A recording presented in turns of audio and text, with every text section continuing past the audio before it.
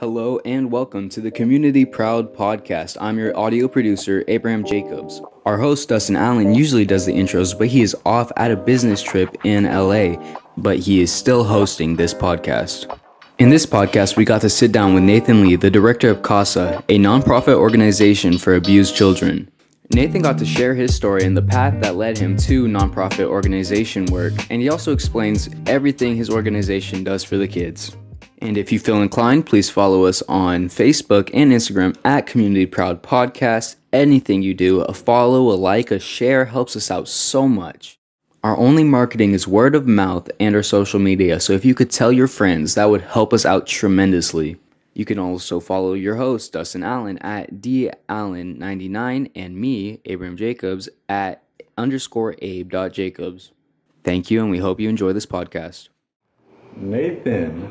How's it going? Very good. How are you doing? Good. Here we are again. I'll just point out the elephant in the room. Obviously, you guys are watching this for the first time, but we actually did another episode with Nathan quite a while ago. And, you know, he wasn't too happy. We weren't too happy. So, let's just do it again. Let's make it better. We're just trying to get perfect out here. Perfect practice equals making perfect. Not practice makes perfect, but perfect practice makes perfect. So, here we are again, Mr. Nathan. How are you doing today? Doing good. Thank you for coming back. It's good to see you guys. For having us over again. Yeah, no problem. Cool. So just like always, just like every other episode that we've done so far, just tell us a little bit about your background. Well, I grew up a long ways away from Hanford, California, Fresno, California. I grew up in a state called Iowa, North Iowa, and I lived there with my parents. I have 6 older sisters, but by the time I was born, they were actually had moved out of the house because they were pursuing their future, college, that kind of thing. Mm-hmm. And living there, I got exposed to farm life.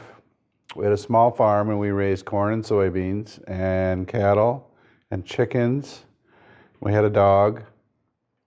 What was the dog's name? Well, there was Fleet and Casey and Fido. And they all, served their purpose and went to meet their maker. Okay.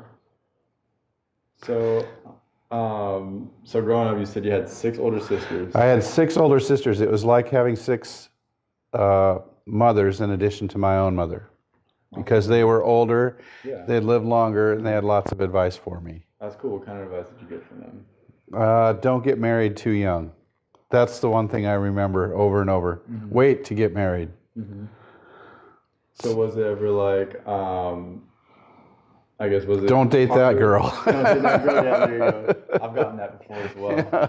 Stay away from her. One of my sisters actually didn't tell me. She just gave one of my girlfriends the stink eye. Really? That was it? Well, I hung in there for a while, but I'm not married to her today, so... I guess your sister had a good instinct. I guess. So how was it just being the youngest out of 6 sisters? Well, it was more like being an only child, because like I said, they were gone. So my father liked to make kids work, and there were no other kids to distract him, so all of the work got piled on me. Mm-hmm. So I had a lot of chores, and I complained about it a lot as a kid, but it was probably good for me. Yeah.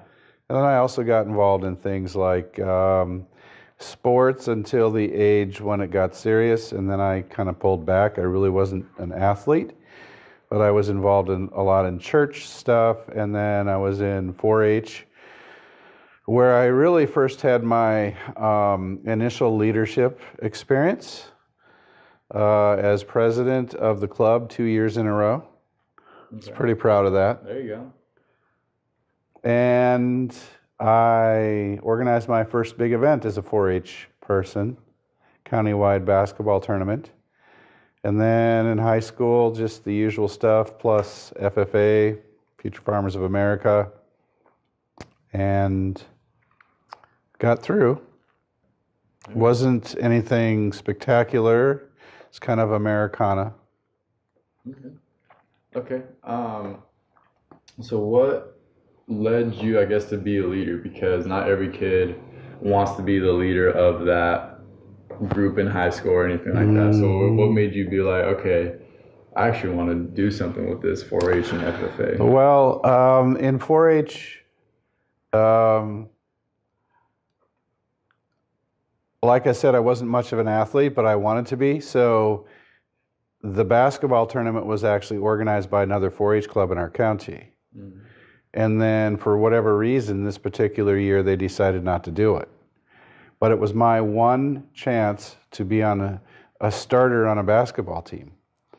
So I didn't want to give that up, and I thought we could, take the tournament. So I talked to the county farm extension guy who was responsible to help keep the 4-H clubs going and all that. And he agreed that our club could be the lead in that tournament. But I really didn't have any experience in getting our club involved, so if I remember it right, all of the work sort of fell on me. And I don't remember a lot about it. I don't know what drove me. I guess it was the idea of being on a winning team where I could be one of the lead people.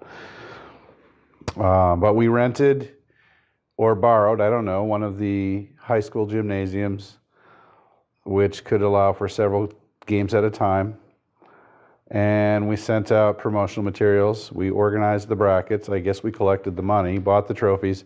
And I did something that I would never do unless I had a reason. I was an 8th grader in a smaller school, and you just didn't associate with kids who were older than you, unless you had an older sibling, which I did, but they were all out of school. So I actually approached all the high school basketball players and recruited them to be referees at our tournament. Okay. I think we paid them.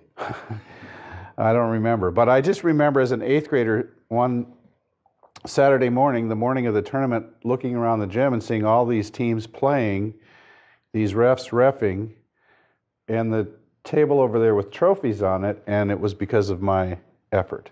That's awesome.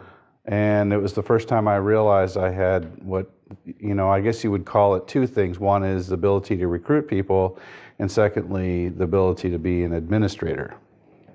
Okay, that's really cool. So let's go back a little bit to asking the high schoolers. Yeah. So did that take like a certain amount of like courage? Oh yeah, I mean, like I wouldn't talk to them, they wouldn't talk to me, but I had a reason, I had a goal to achieve. And so I put all that aside and just went and did it. There you go. The ironic thing is our team was terrible. Mm-hmm. And we didn't make it out of the first round. Mm-hmm.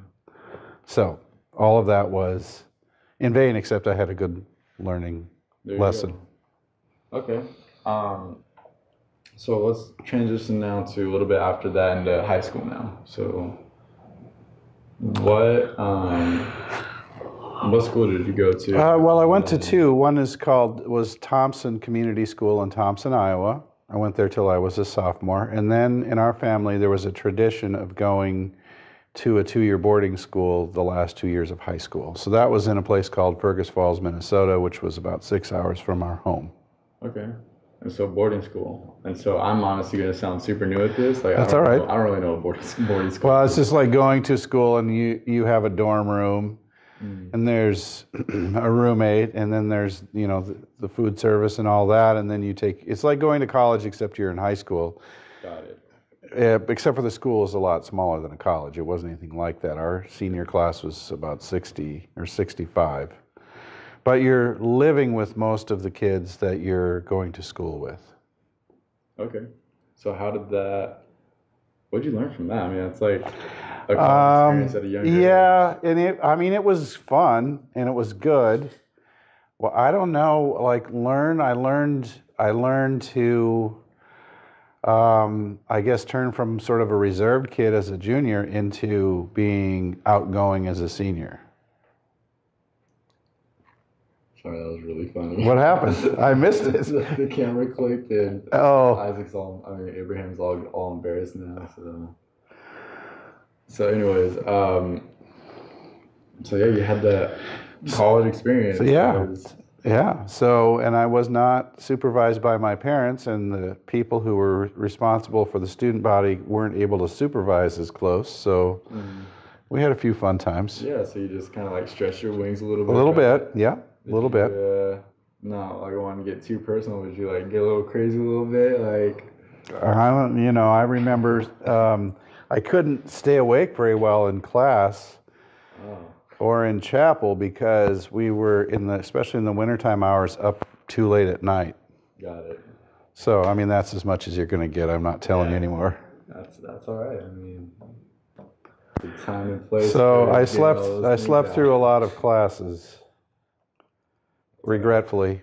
Regretfully. Yep. So when you went to college, were you just ready then? You were just like, okay, basically did this before. Yeah, no, because then I went to a community college in Minneapolis, St. Paul, and the school I went to, the boarding school, was pretty small, and my hometown was pretty small. So Minneapolis, St. Paul was a new experience for me. Okay. And probably wasn't super well prepared. I remember one day at a gas station, it was like 10 or 11 o'clock at night, and I had just called a friend, and I was going to go to his house. And I went to get in my pickup truck, which belonged to my father, and these two gentlemen followed me and hopped in. And I didn't know what to do, so they said they wanted a ride, so we started driving, but they didn't really tell me where they wanted to go. And finally, they started giving me directions, took me back in this neighborhood, and kicked me out, stole my truck. Really? Yeah. So, how'd you deal with that? Called home. Guy knocked on some guy's door and called home and told my father and mother the unfortunate story. It's shocking. Yeah. So what'd you learn from that? Be more wary of people who are hanging around gas stations. Yeah, I guess so. So how did you get to California? I mean, well, I started coming to California when I was quite young because I had a sister who lived here. She finished her time in, I think it was a nursing school, moved to Pasadena, met a young man who wanted to be in ag, and he came to Fresno State, and they got married and moved here and bought a place in Clovis. And so we used to come and visit when I was a kid. We did that probably 4 times or so.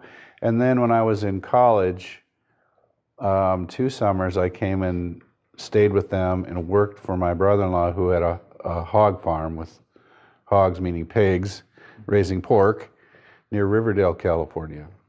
So I started getting to know the Central Valley, Fresno, Clovis area at that time. And then later, after I got married and had kids, we came to visit for Christmas, and then we went through a job change and decided we wanted to live in a warmer climate near my sister. Okay. So we moved out here. Okay, cool. I mean, how do you like California so far? Well, we're very glad we moved. The climate is great. And, it's our area, growing up in North Iowa around ag, and then moving to Fresno, Clovis, and now working in Hanford, there's a lot of similarities to where I grew up. Okay. How did you then, were you in nonprofits way before in California, or were you just like, I'm California, I'm going to be in nonprofits? No, pretty much all my career. I started out getting a job one summer after the hog farm experience. The next year I got a job doing 2 things for the school that I went to, and that was recruiting students and raising money. And so I spent that summer making telephone calls and visits to people. So I visited prospective students and their parents. I made calls to donors to try to get them to match some fundraising goal to put new windows in the school. When the students arrived, I greeted them and their parents and helped them get settled into the dorm. And from there, spent a year pursuing ag economics at North Dakota State University in in Fargo, North Dakota, but then decided that I wanted to work with people more. I don't know why I didn't think ag was people, but at that time that was kind of what was in my head. And I moved to a place called Inot, North Dakota, where this church had asked me to become and be their youth director while I finished college. So I did that for a few years. So that was sort of the whole start of that, and then it led me to meeting up with a guy who was using Dale Carnegie training, which is a business training, Awesome to train. What's that? Awesome person, by the way. Dale Carnegie, yeah. And so, yeah, he's got a great book. I don't think I have it here. I've got it at home, How to Win Friends and Influence People. Awesome book. But Dale Carnegie training to develop leaders to work with young people in the church. So it was a marriage of business and Christian leadership type training. And then I went to work for that organization and helped train people. And then I ended up going to work for the Lutheran denomination that owned the school that I went to. So from there, 12 years, and then that's when we moved here. But that whole experience with that Lutheran denomination was about recruiting young people and using that same business Christian leadership training approach to prepare them to go on teams to help churches around the United States do outreach. So we trained about 1,000 people over that period of time when we ran a national youth convention. That was every other year, moving to various universities like the University of Calgary, one university in Florida, one in Minnesota, and Redlands University here in California. Okay. So that all led up to the day when I was pondering over how would I earn a living in California, because we'd made the decision to move. And I learned about this organization called CASA, Court Appointed Special Advocates. I learned about it because I made a call to a job placement agency, and they had an opening for the executive director position. And it was about recruiting volunteers, providing them with training, and then appointing them to one case in the foster care system where the volunteer would look out for the best interests of the kids in that case, make sure that they're getting everything they need, giving good information to the judge who makes makes decisions, and then befriending the kids, becoming a consistent presence in their life. And I don't know if you're familiar with foster care. I wasn't so much at that time. But one of the big problems is the voice of the parents is gone because they've been separated from the kids. And then we add a bunch of professionals to the situation: the social worker, the attorney, the therapist, the foster care providers, the educators, the healthcare providers. But the parents aren't there to speak for their kids. So what our advocates do is we get to know what are the circumstances in all those service areas, and then we speak back to those service areas and we give information to the court. Foster care is a place where kids can get lost, and what they need can get lost because they don't have that parent looking out for them. They've got people who check in and out of their lives, social workers who change, foster parents who change. And all of us, we lose our teacher at the end of the year. They don't stay with us. But when you don't have parents, then you don't have that one constant figure. So the court appoints our volunteers to sort of replace that voice. So I went to work for a CASA organization in Fresno and Madera counties and helped bring order. It had, a decent size to it, but it didn't have much structure. And so the training the recruiting, training, and supporting of volunteers was kind of haphazard, and I would call it sloppy. I spent about 10 years there and helped turn that organization around, and left with good number of volunteers, a higher number of children served, and a bunch of money in the bank. So they were in great shape for the future.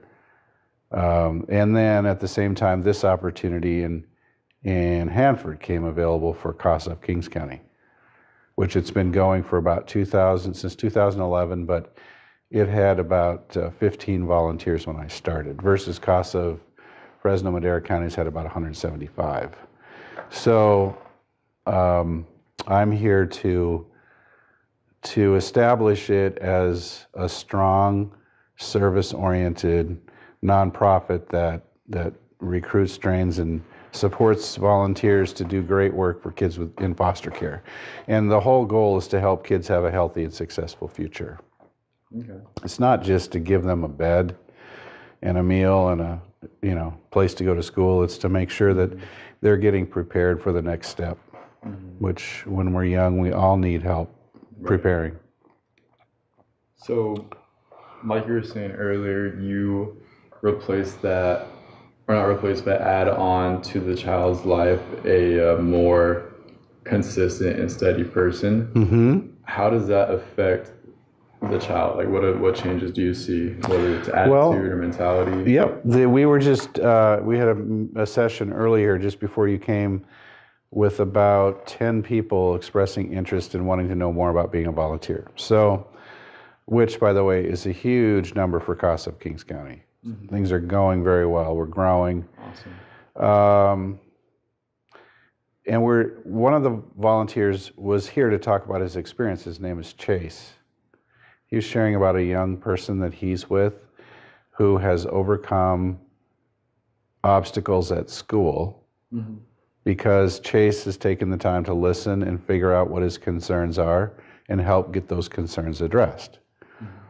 And so his ability to absorb his education and take advantage of it has gone up significantly. Another volunteer, Chris, was here, and she was talking about being in court today, and it's a mixed feeling. There's a set of parents, she's advocating for their child, and they actually lost their parental rights today. And their child now will be adopted by somebody else. And the reason that was important is because they were not demonstrating that they were able to handle the role of parent for this child. So Chris was able to give feedback to the system, meaning the judge and the attorneys, to recommend that the adoption move forward. So this very, very young child has a much better chance at a healthy and successful future. And it wasn't all Chris, but Chris had a hand in it. Okay, awesome. So whether it's sort of a middle school, junior high, early high school, or almost an infant, or someone who's 18, our advocates take up their cause and help make sure that whatever their needs are, that those needs get addressed. So how does someone like Chris and Chase, how are they themselves affected? Because they are literally just changing kids' lives. Yeah, so Chris said today she actually went home and it was very hard for her because she observed the parents' reaction to this decision. And so they sometimes feel the weight of what they're doing. But it was interesting too because all the prospective volunteers listening to Chris and Chase, at the end of the session, we asked everyone to share a highlight, and Chris and Chase were often the highlights because everybody else observed what they're doing and how they're making a big difference. And so you could see that they had quite a sense of pride. But I know it's humbling, and sometimes you lay yourself out to do something and it doesn't work, and then you have to address that with, make your changes or accept the fact that your idea didn't work out for the young person. So it's not like a theoretical textbook type of volunteer situation. It's real life, and what you're doing or not doing is going to have an impact. Okay. So what are some of the goals for not only the individuals of CASA, but CASA as a whole? So what we started, like I said, with 15 volunteers 1 year ago. Now we're at 20, but there's been, some turnover of the original 15, which is normal when there's a change. CASA of Kings County has been around since about 2011, and I'm the 6th director. So there hasn't been one person that's been in the executive director role who has led an organization or who knows CASA. So it's really stayed in a very immature state as far as its internal workings. So what we want to do is get to, in 3 years' time, having 75 volunteers and supporting or advocating for about 120 of the 360 children. And I think that goal is doable. Yeah. I really do. We are starting to see, we're getting our recruiting rhythm going. And right now for a session in October, we have a goal of 10. And tonight we had 10 people in our information session, and we've got about 15 more signed up before then. And all total, we have 70 people who've expressed some level of interest. Mm-hmm. So people are responding. That's awesome. Mm-hmm. And hopefully things like this, like this yeah, podcast. Exactly. You're helping make it happen. Of course. I mean, that's what we're trying to do. I know. I mean, it's working. Yeah. So how could someone get involved? Well, we have a website, casakingsco.org. That's got some information. And our number is 559-587-9908.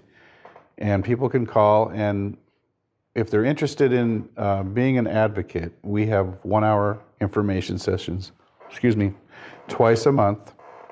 It's the second and fourth Wednesday. And during that 1 hour's time, you learn more about why advocates are needed, what they do, and how to get started. Okay. So we always encourage people who are interested to sign up for those sessions. And then when you come to the session, you get an application, and we sign you up for an interview and get the screening done and all of those things. Okay. So awesome. How old do you got to be? 21. 21. Got it. We can't join. Sorry, Jake. Not yet. Jacob. Abraham.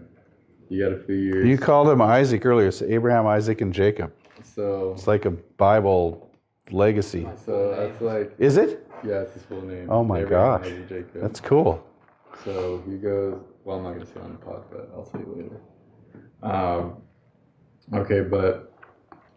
All right. So now we're going to transition to like what I call like, I guess, life lesson stuff. So obviously you got a lot of experience, you got a lot of knowledge, not only in this but other areas as well. So let's take it back a little bit to younger Mr. Nathan. Mm-hmm.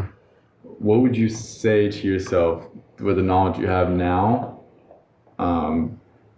Just, I guess, maybe words of encouragement or constructive criticism? Probably to say that it all ties together later on. So everything that you're doing at a certain point in time will have meaning now and later. Mm-hmm.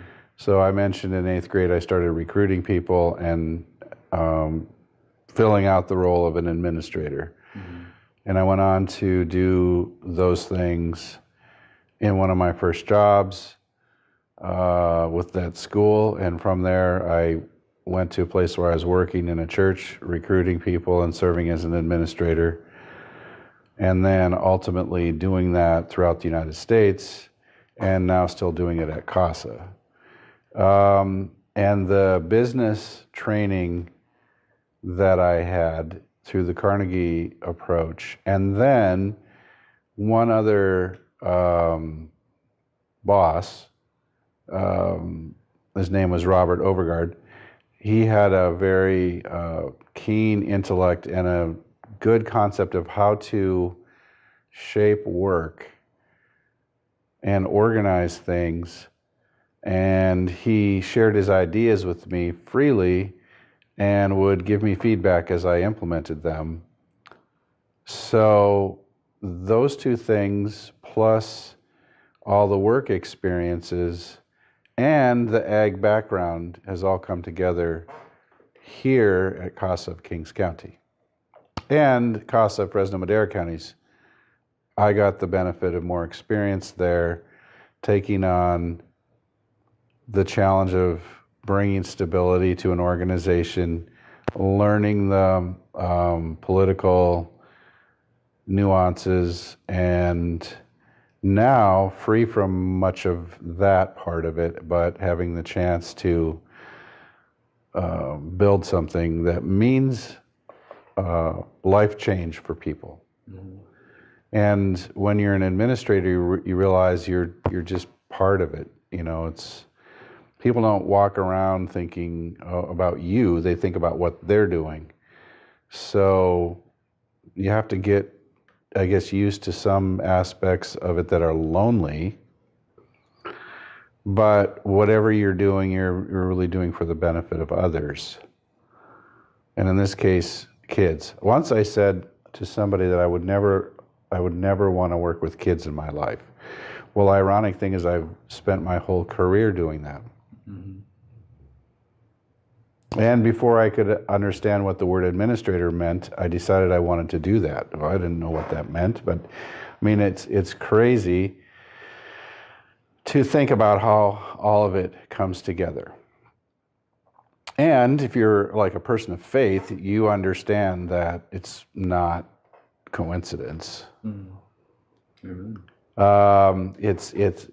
You know, God has his hand and uses people to do his work on earth, whether it's bake the bread or drive the truck to deliver the bread, or, you know, the mom that puts the bologna and cheese on it for the kids. Everyone is fulfilling duties and roles, and all of them are needed, and it's the way God hides. He hides behind people to get his work done. Mm-hmm. So there you have it. Awesome. Well, I'm gonna ask a couple more questions just so we can fill up just a little bit more time. And okay. Also, it's gonna be kind of like backtracking as well. So going back to when you were younger, once mm-hmm. again, what would you say to someone else that is also younger, is wanting to take a first step into a leadership role like you did? What would you say to them? Because maybe they're too scared, maybe, their friends are going to say something, or anything else that may be affecting, what was it, 8th grade? 8th grade. I think it's, it's kind of funny. Like, I didn't really set out to do it. I just found something I wanted to accomplish and then stepped into it. And when I look back, I realized that was crazy. Crazy to do, but I did it, and I didn't really doubt myself. Mm-hmm. So I guess I don't know what to say to young people who want that experience, but maybe hang around people who have a sense of purpose and get a part of the action that way. Awesome. Yeah. So kind of like, you just kind of had like that just do it attitude, like you didn't really think about anything. No, I wanted to be the basketball star, so it was really quite self-centered, but it drove me. Mm-hmm. And then later I was driven by other things, and sometimes the driven part needed to get toned back. Mm-hmm.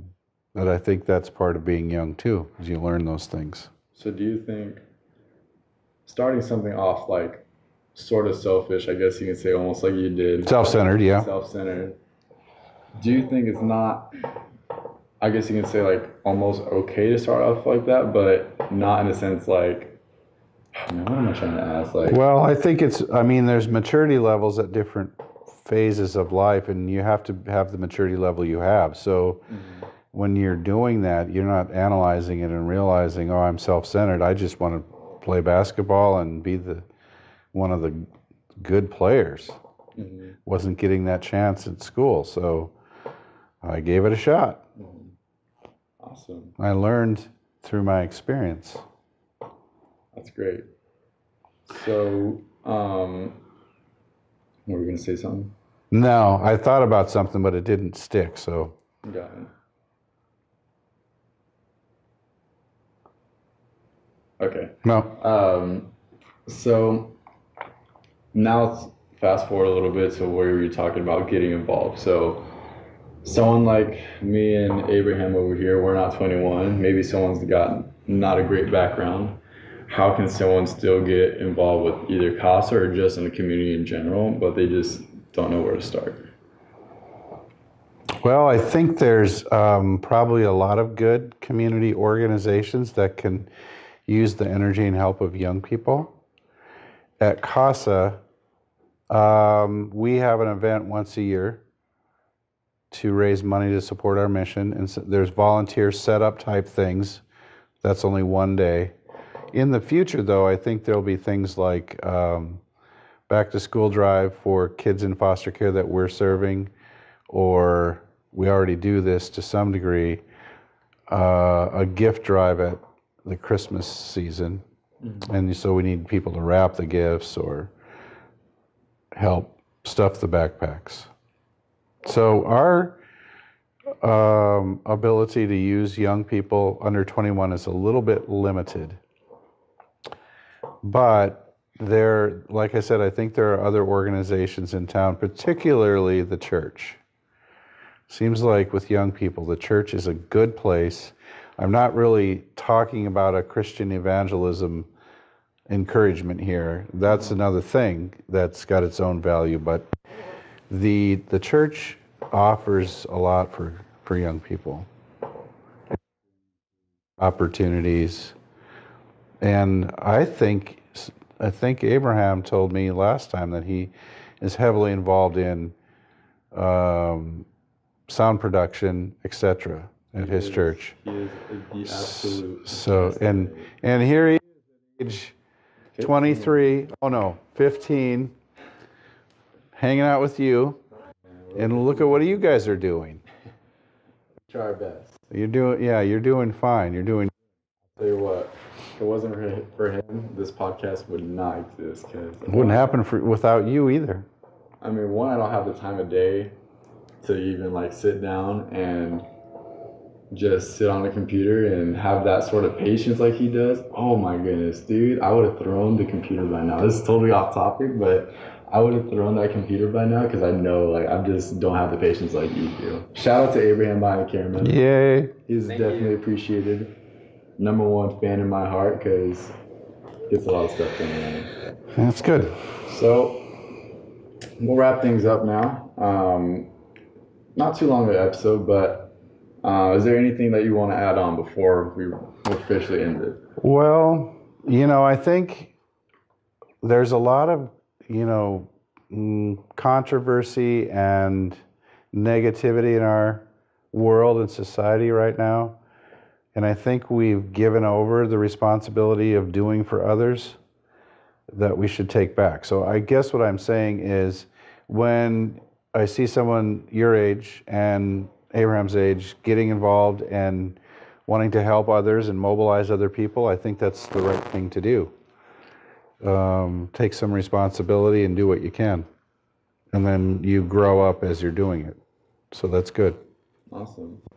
And is there anything coming up for CASA in the future? September 28th at the Hanford Civic Auditorium, we have the Light of Hope fundraiser. It's a cocktail party with dueling pianos, live and silent auction, raffles, a new video promoting CASA, produced by Tachi Palace and their vendors. Awesome. And then we have an advocate training session in October, looking for 10 volunteers. And we might fill that session. So those are the two things. Awesome. All right. Well, there you have it, ladies and gentlemen. Thank you so much for tuning in. Dustin. Nathan. Shout out to Abraham once again behind the camera. And we'll see you next time. We hope you enjoyed this podcast. It is such a blessing to share the wonderful work that Nathan Lee does for our community. Once again, if you feel so inclined as to follow us on Facebook or Instagram, it's at Community Proud Podcast. And you can find this podcast on Spotify, SoundCloud, YouTube, and Apple Podcasts at Community Proud Podcast. Thank you so much for listening. We hope you have a wonderful, prosperous day.